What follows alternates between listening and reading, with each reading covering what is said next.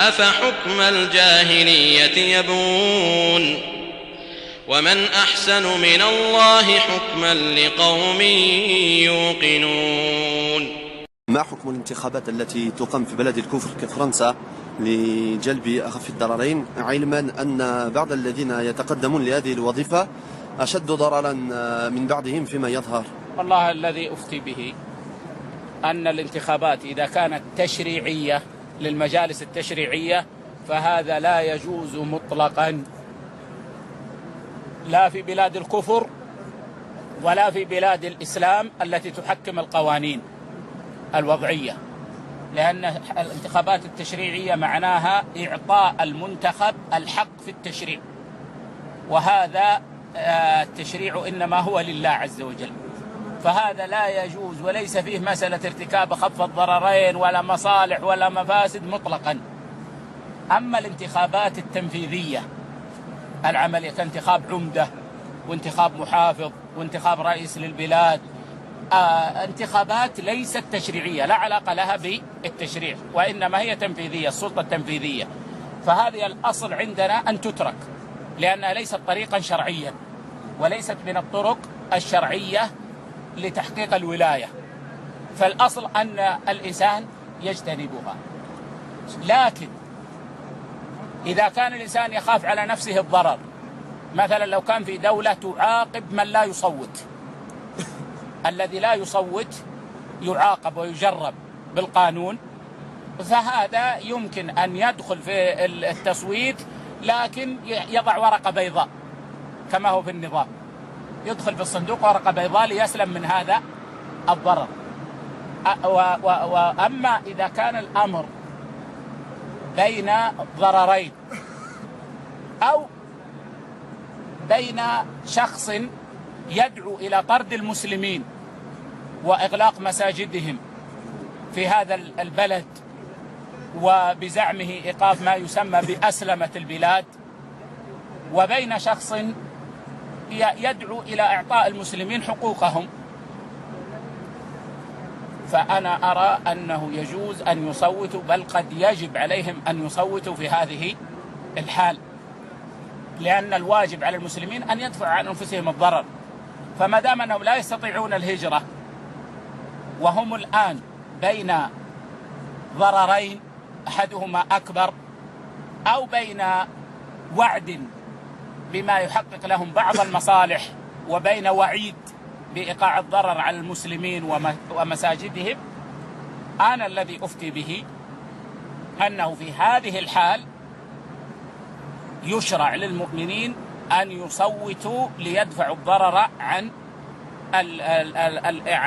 المسلمين في بلادهم. جزاكم الله خيرا. Il faut apprendre le tawhid en détail. Et le fait qu'on tombe dans des catastrophes comme ça avec des musulmans qui sont en train de se battre pour des communistes, qui font des manifestations et qui sont en train de faire je sais pas quoi, c'est qu'il y a un problème dans le tawhid. Il y a un problème dans le tawhid. Comment tu peux appeler les musulmans à voter? Donc c'est quoi le tawhid? Donc le tawhid, d'accord, l'origine du mot tawhid, ça vient des trois lettres waw, ha, del, qui forment le verbe wahada, qui signifie être seul. Et le terme tawhid, d'accord, ça vient du verbe wahada, qui signifie rendre une chose unique, le fait d'avoir une chose et la rendre unique. Donc ça, c'est dans la langue arabe, bien sûr. Dans la terminologie islamique, le tawhid, ça consiste à rendre, à unifier plutôt Allah Azza wa Jal dans ce qui lui est propre. Donc il y a des choses qui sont spécifiques à Allah Azza wa Jal. Et nous, en tant que monothéistes, on doit dire que Allah est unique dans ces choses-là. Il y a des choses qui sont spécifiques à Allah. Et le fait de dire que c'est Allah qui mérite ça seul ou c'est Allah qui fait ça seul, ça fait de nous des monothéistes. Et si on a des manquements dans ça, ça fait de nous des mécréants ou des associateurs. Donc c'est quoi les choses qui lui sont propres? Elles sont de trois: dans la seigneurie, dans l'adoration et dans les noms et attributs d'Allah Azza wa Jal. D'accord? Donc, c'est quoi la seigneurie? La seigneurie, c'est quoi? Et ça, c'est ça, on va s'arrêter là. On va s'accrocher à ça parce qu'il y a un problème. Quand on parle de voter, c'est le problème, il est dans la seigneurie d'Allah Azza wa Jal. Donc, on va insister sur ça. Donc, la seigneurie, c'est quoi? Ça consiste, c'est-à-dire unifier, avoir le tawhid dans la seigneurie. Ça consiste à attester qu'Allah est le Seigneur de toutes choses, qu'il possède toutes choses, qu'il est le créateur de toutes choses, qu'il est le pourvoyeur de toutes choses. C'est lui qui donne la vie et c'est lui qui donne la mort. C'est lui qui répond aux invocations de celui qui est en détresse. Tout le bien est entre ses mains. Il est capable de toutes choses. Et c'est lui qui légifère. Écoutez bien, c'est lui qui légifère. D'accord? C'est lui qui dit le bien et le mal. C'est lui qui dit le halal et le haram. Écoutez bien ça. Donc là, la seigneurie, c'est les actes d'Allah vis-à-vis des créatures. Donc Allah, il fait des choses. Il fait des actes comme créer, d'accord? Comme gérer, comme donner la subsistance. Et donc nous, en tant que musulmans, on atteste que Allah, il fait ça seul. Il n'y a personne qui fait ça avec lui. Il n'y a que Allah qui fait ça. Écoutez bien, il n'y a que Allah qui fait tout ce que j'ai cité. Si on te dit, est-ce qu'il y a des gens, est-ce que Allah il crée la vie, mais est-ce que quelqu'un d'autre crée la vie avec lui? Vous allez dire non, c'est Allah seul. D'accord? L'univers tout entier, c'est Allah qui le gère. Mais il y a quelqu'un qui le gère ou il y a le dieu du feu, le dieu de la lune, le dieu du soleil, le dieu de... Il y a ça, on prend ça, nous? Non, on dit c'est Allah seul. Pourquoi? Parce qu'on est des monothéistes. D'accord. Et quand je te dis, c'est qui fait des lois? C'est qui légifère? C'est qui dit ça c'est halal, c'est haram? C'est qui? C'est Allah ou c'est Allah tout seul? Ou c'est Allah et LFI? C'est qui? Dis-moi, c'est qui? C'est qui va légiférer en disant, ils vont s'asseoir dans un parlement, ils vont dire, bon, on va faire des lois aujourd'hui. Bon, ça devient bien, ça devient haram. Ah, le mariage, ouais, 20 ans. 30 ans, non, c'est interdit.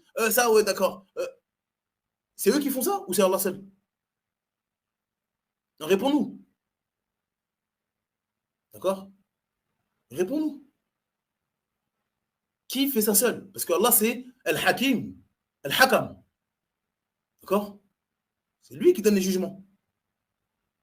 Donc, est-ce que des créatures peuvent donner des jugements en dehors d'Allah Azzawajal, au contraire, ou opposé au jugement d'Allah Azzawajal? Celui qui dit oui, c'est possible, il y a un problème dans le monothéisme. Il y a un problème dans le monothéisme. D'accord? Et donc, c'est ça le problème. C'est ça notre débat du soir. Donc, c'est-à-dire que le musulman, il unifie Allah dans la seigneurie. Comme j'ai dit, c'est les actes d'Allah vis-à-vis des créatures. Dans l'adoration. D'accord? Donc, l'adoration, il y a des actes d'adoration. La prière, le jeûne, le tawakkul, la peur, l'amour, l'espoir, ça, c'est des adorations. Que ce soit des adorations du cœur ou du corps. Ces adorations-là, c'est les actes des créatures. C'est nos actes à nous. D'accord? C'est nous qui prions, c'est nous qui jeûnons, c'est nous qui apportons au hajj, c'est nous qui faisons le ramadan. Ces actes-là, on doit les vouer uniquement à Allah et personne d'autre. Donc ça, c'est le tawhid dans l'adoration. Et ensuite, il y a le tawhid dans les noms et attributs d'Allah Azzawajal. D'accord? Il y a le tawhid dans les noms et attributs d'Allah Azzawajal. D'accord? Donc, et ça, dans les attributs, c'est-à-dire qu'Allah, il a des noms et des attributs. C'est donner des noms et des attributs dans le Coran, dans la Sunna, par le biais du messager d'Allah. Et donc, nous, on doit dire que Allah, il est seul dans cela. C'est-à-dire que ces noms, il est seul dans cela. C'est-à-dire que les noms ont des attributs, ont des sens. Et dans les sens, Allah, il est unique dans cela. Et les créatures ne ressemblent pas à Allah dans ces noms, ces attributs-là. Même si il peut avoir un nom ou un être humain ou un attribut qu'un être humain a, mais bien sûr, Allah est parfait dans ses noms et ses attributs, alors que les humains, non. Allah, il a la vie, mais sa vie est parfaite. D'accord? Alors que moi, j'ai la vie, vous êtes vivant si vous m'écoutez, mais votre vie n'est pas parfaite. Donc même si vous avez l'attribut de la vie, et Allah également, mais Allah, il est unique dans ça. Pareil pour l'ouïe. D'accord? Pareil pour la vue, etc. Donc c'est ça, le tawhid. Et nous, bien sûr, on est des monothéistes. D'accord? Donc franchement, ça c'est la base, c'est notre base. On est obligé de placer ce fondement avant de débattre pendant des heures sur oui, mais le moindre mal, parce que beaucoup de musulmans, ils arrivent en disant le moindre mal, oui, mais de nos jours. Non, d'abord, on pose les fondations. Qu'est-ce qu'une religion? Qu'est-ce que l'islam? Qu'est-ce que le monothéisme? Une fois qu'on a les fondations et on comprend la gravité du sujet dans lequel on est en train de parler, Là, on peut se calmer. On peut commencer à dire oui, mais, etc. Mais des gens, ils pensent que c'est quelque chose d'anodin, en fait. C'est rien, oh, c'est pas grave. Je vais donner ma voix. Je vais participer à des gens qui vont, limite, se mettre au même niveau qu'Allah, en fait. Comment je peux participer à ça? Donc, avant les débats de oui, mais si on fait rien, d'abord, il faut se mettre dans la tête que tu vas faire ça. Est-ce que tu es d'accord pour dire que tu vas participer à ça, à un Eid, à une fête, une cérémonie? Les écoles vont être ouvertes le dimanche, vous allez faire la queue, ils vont vous donner un papier, c'est tout un rite. D'accord? On peut critiquer, ne pas critiquer ce rite, mais c'est un rite. Comme nous, on a nos rites, d'accord? Quand les non-musulmans nous regardent, on dit mais pourquoi ils vont prendre un mouton? Pourquoi ils vont l'amener là-bas? Pourquoi? Chacun a ses rites, d'accord? Donc eux, ils vont vous faire un rite, d'accord? Et vous allez mettre un nom dans une urne, même blanc ou pas, blanc, noir, ce que vous voulez, vous allez participer à ce rite. D'accord? Donc maintenant, la question est, est-ce que ça convient aux musulmans de participer à ce rite? Avant même de dire oui, mais si je fais, posez-vous la question. Chacun, il se répond. D'accord? Donc maintenant, une fois qu'on a vu ce que c'était une religion, on a vu ce que c'était le tawhid, l'unicité, le monothéisme, il faut maintenant essayer de définir la démocratie. C'est quoi une démocratie? C'est quoi la définition de la démocratie?